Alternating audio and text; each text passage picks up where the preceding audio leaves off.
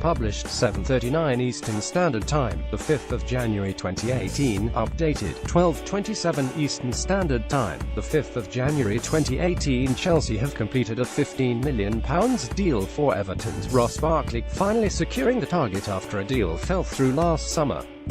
The champions' bid for the 24-year-old attacking midfielder came to nothing back in August after Barkley decided to continue his recovery from hamstring surgery on Merseyside. But Chelsea maintained their interest in the England international, and a deal has now been reached even though Barkley hasn't played a single minute of football this season. Ross Barkley has joined Chelsea from Everton in a deal worth £15 million. The 24-year-old England international has recently returned to training following injury. When he does regain full fitness, we will see how much game time Barkley will get at Chelsea, a club hardly short on creative talent.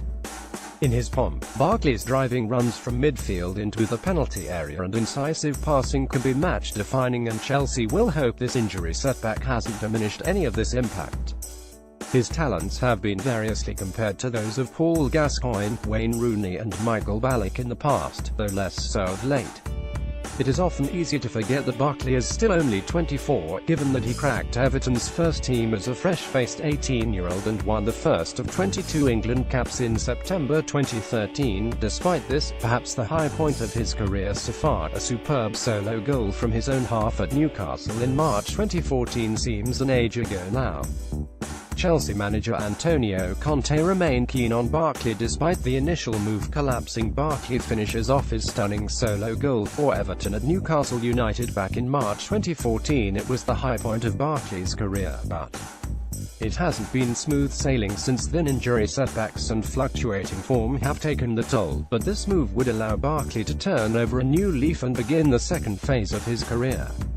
The most likely way Barkley will be deployed in Antonio Conte's usual 3-4-3 formation is alongside N'Golo Kante in the middle of the four. Drinkwater has been playing the role of late, but it has mostly been occupied by Cesc Fabregas and Diemwe Bakayoko in different matches this season. Barkley is set to join this rotation, but has a shot at making the position his own with impressive form when he returns from injury. He'll offer a counterbalance to the hard-running, high-press game of Kante, playing the other side of the halfway line to push up in support of Chelsea's attacks and try to offer that killer through ball. When defences already have Alvaro Morata, Eden Hazard, Pedro and Willian to contend with depending on who is playing, the sight of Barkley lurking around the penalty box threading passes won't be a welcome one.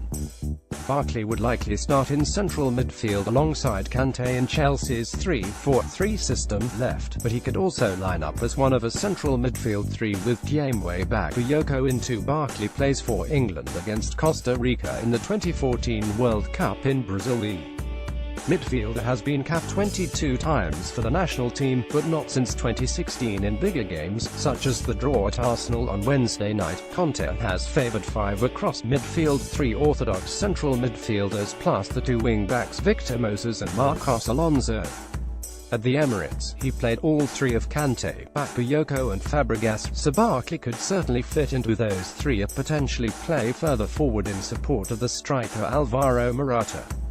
Another possibility when Chelsea play 3-4-3 is for Barkley to play on the right side of the front three, in place of either Willian or Pedro.